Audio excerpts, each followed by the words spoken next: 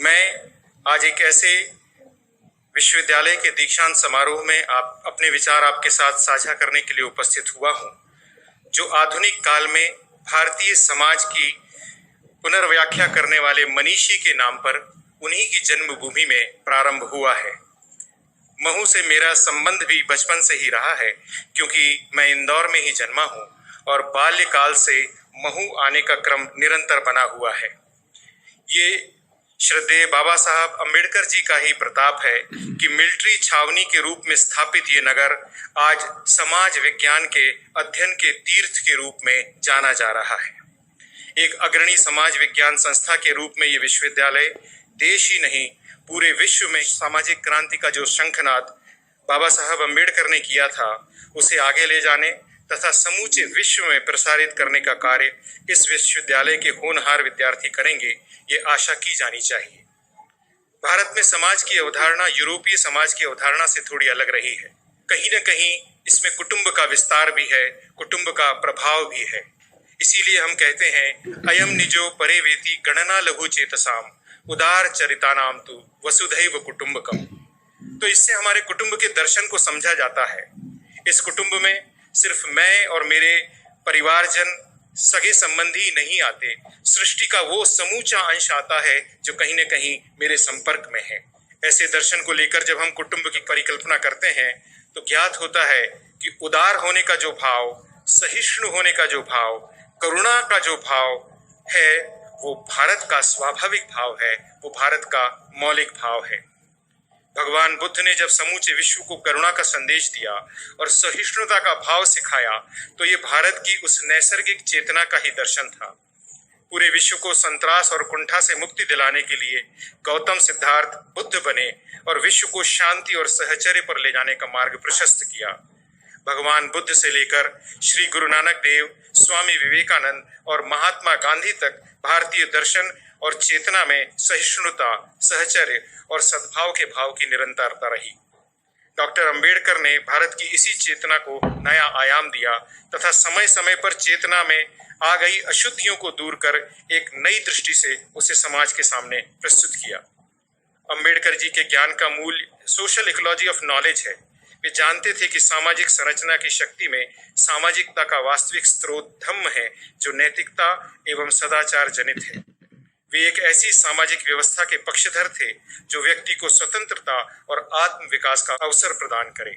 Doctor Ambedkar की पंचफलकीय सामाजिक संरचना में धम्म, व्यक्ति, सामाजिक, प्रजातंत्र जिसमें राजनैतिक और आर्थिक प्रजातंत्र सम्मिलित है तथा राज्य समाजवाद आते हैं।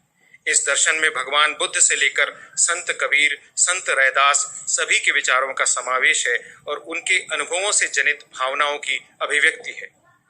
डॉक्टर अंबेडकर का दर्शन सिर्फ विभिन्न मनुष्यों के अनुभव और विचारों का संकलन नहीं था, वो दर्शन उनके अपने अनुभवों से निकला निचोड़ भी था।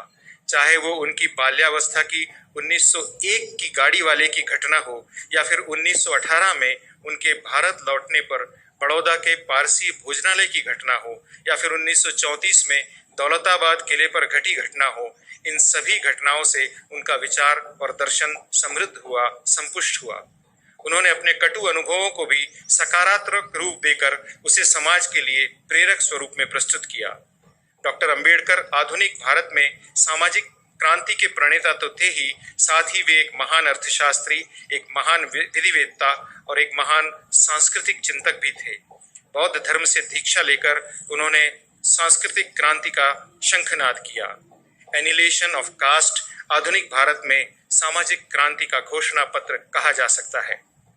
ऐसे बहुआयामी युग पुरुष डॉक्टर भीमराव अंबेडकर जी की जन्म भूमि में उनके नाम से प्रारंभ हुए विश्वविद्यालय में शिक्षा ग्रहण कर दीक्षित होना, ये सब आपके लिए गौरव की बात है। मुझे तो लगता है ये सब आपके माता पिता के शुभ कर्मों का फल है जो आपको ये अवसर प्रदान कर रहा है। आपके जीवन में आए इस शुभ अवसर और पावन अवसर का लाभ लेकर आप सभी समाज में नई ऊर्जा और चेतना प्रदान करें तथा भारत की उन्नति का मार्ग प्रशस्त करें, ऐसी हम सभी की कामना है। पिछले कुछ वर्षों से हमारी शिक्षा प्रणाली में जिन विषयों की गहरी उपेक्षा हुई है, उसमें सामाजिक विज्ञान के विषय प्रमुख हैं। भारत की मूल वैचारिक शक्ति आध्यात्म और दर्शन में है। हमारी इस मूल शक्ति को विस्मृत करते हुए हम पाश्चात्य अंधानुकरण के चलते शिक्षा के एकांगी स्वरूप को ग्रहण करते चले गए। हमारा सर्वांगीण शिक्षा यानी होलिस्टिक एजुकेशन का मूल मंत्र हमने भुला दिया, जिसमें सभी विषयों का संतुलित समावेश था और सभी विधाओं का सही समन्वय भी था। हमने विशेषज्ञता स्पेशलाइजेशन को विभक्तता यानी कंपार्टमेंटलाइजेशन मान लिया और अपनी शिक्षा को खंड खंड में विभाजित कर दिया। जो बातें हमें परंपरा से, संस्कारों से सहज प्राप्त होती थीं, उन्हें हमने आसान और गैर जरूरी मानकर अध्ययन करना छोड़ दिया और गहरी व्यावसायिकता के चलते हम अपने शिक्षा के मूल उद्देश्य भूल गए।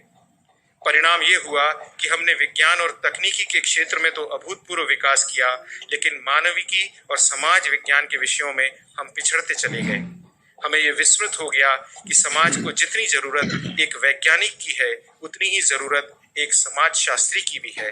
हम ये भूल गए कि जितनी जरूरत हमें एक सिद्धहस्त गणितज्ञ की है, उतनी ही जरूरत हमें एक निष्णात अर्थशास्त्री की भी है। हमारी बौद्धिकता और प्रतिभा का ज्ञान के आधारभूत विषयों की ओर उन्मुख होने की बजाय हमारी बौद्धिकता व्यावहारिक विषयों की ओर उन्मुख हो गई। परिणाम स्वरूप हमने श्रेष्ठतम इंजीनियर, डॉक्टर तो पैदा किए, लेकिन उस अनुपात में श्रेष्ठ समाज विज्ञानी, अर्थशास्त्री और भाषा विज्ञानी पैदा करने में चूक गए। भारत विश्व गुरु इसलिए था कि भारत ने समूचे विश्व को ज्ञान की सभी विधाओं में मार्गदर्शन दिया था और नए ज्ञान का प्रतिपादन किया था। आज हम कई विधाओं में सिर्फ पश्चिम का अंधानुकरण करते नजर आते हैं।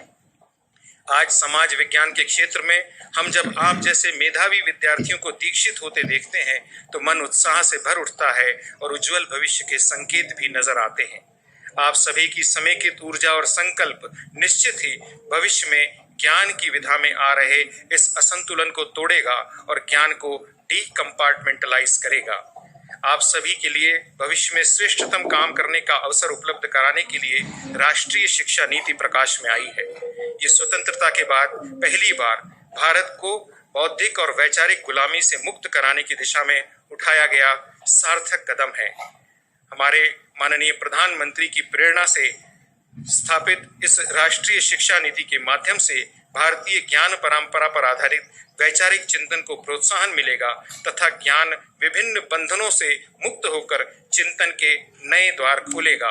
हमने गुरुदेव रविंद्रनाथ टैगोर की गीतांजलि की अमर पंक्तियां पढ़ी, सुनी और गुनी है, जिसमें वे कहते हैं कि it's into very dreary desert sand and of dead habit where the wind is led forwarded by three into ever widening thought and action, let the heaven of freedom, my father, let my country awake। और इस महान कविता में वे narrow domestic walls का उल्लेख करते हैं।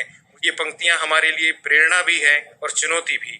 हम राष्ट्रीय शिक्षा नीति से मिले अवसरों को पहचानें, ज्ञान की सभी विधाओं का विकास उस दृष्टि से करें, ये हमारा ध्येय होना चाहिए।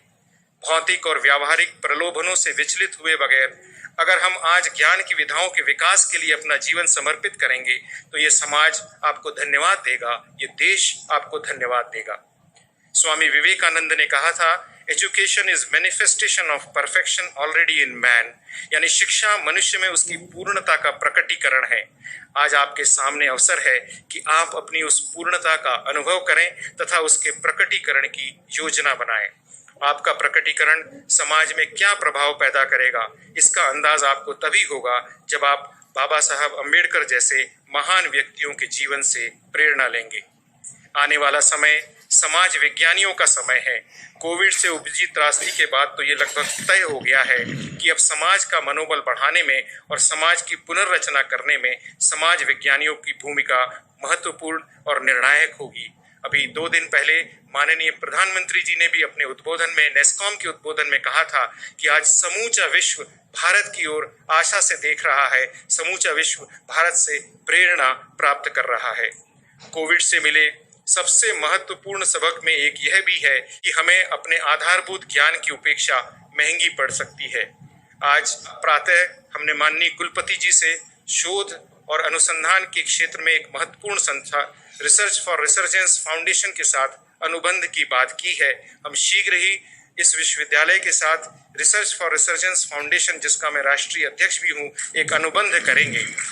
हमारा प्रयास होगा कि समाज विज्ञान के क्षेत्र में ये विश्वविद्यालय भारत की एक नोडल संस्था के रूप में काम करे। कोरोना काल से उपजी मानसिक व्याधियां और सामाजिक विद्रूपता का समाजशास्त्रीय और मनोवैज्ञानिक अध्ययन किया जाना चाहिए। जैसे जैसे हम आपदा की महामारी की त्रासदी से उबर रहे हैं, हमें ऐसी चौंकाने वाली बातों से हम अवगत होते चले जा रहे हैं जो न कभी हमने देखी हैं, जो न कभी हमने सुनी है। एक तरफ लोगों ने मानवता के श्रेष्ठतम उदाहरण प्रस्तुत करे हैं, तो दूसरी तरफ हमने व्यक्ति के पतन की पराकाष्ठा को भी देखा है। आप सबके ऊपर दायित्व है कि आप समाज की पुनर्रचना करने में तथा समाज में सकारात्मक भाव पैदा करने में महत्वपूर्ण भूमिका निभाएं। हमें विश्वास है कि आप यह सब कर सकते हैं। आपके पास ज्ञान संपदा है, अपने गुरुजनों से मिला आशीर्वाद है और आपका अपना संकल्प है। मैं अपनी एक कविता मैदान मत छोड़ना की पंक्तियों के साथ अपनी बात समाप्त कर रहा हूँ। साथ ही आपको आपके उज्जवल भविष्य तथा सुखी जीवन के लिए हार्दिक शुभकामनाएं कर रहा हूँ। जब बातें बिगड़ने लगें, जैसा होता है कभी कभी, जब बढ़ने लगे कठिनाइयाँ, जैसा होता है कभी कभी, जब आमदनी लगे घटने और खर्चे हों हजार, हंसना चाहो तब भी, जब तनाव रहे लगातार, कोई भी कदम उठाने से पहले जब पड़े बार बार सोचना, करना चाहे जो भी, लेकिन मैदान मत छोड़ना। जिंदगी भरी है कठिन उतार चढ़ावों से, सीखने को मिलता है ऐसे ही बहुत कुछ तनावों से। हर पराजय की कहानी में छिपी है एक बात, बस जरा सी कोशिश से देते परिस्थिति को मात। गति पड़ जाए मध्यम लेकिन लय मत तोड़ना, करना चाहे जो भी, लेकिन मैदान मत छोड़ना। अक्सर लक्ष्य दूर दिखने पर भी होता है करीब, हमारी हताशा और निराशा ही हमें बनाती है गरीब। हम तभी छोड़ देते हैं अपने सघन प्रयास, जब विजय होती है वहीं कहीं हमारे आसपास।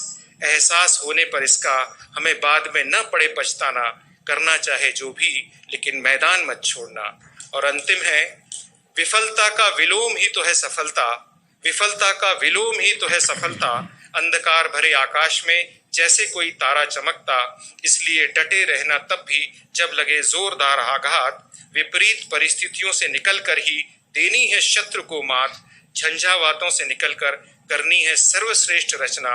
इसलिए करना चाहे जो भी, लेकिन मैदान मत छोड़ना।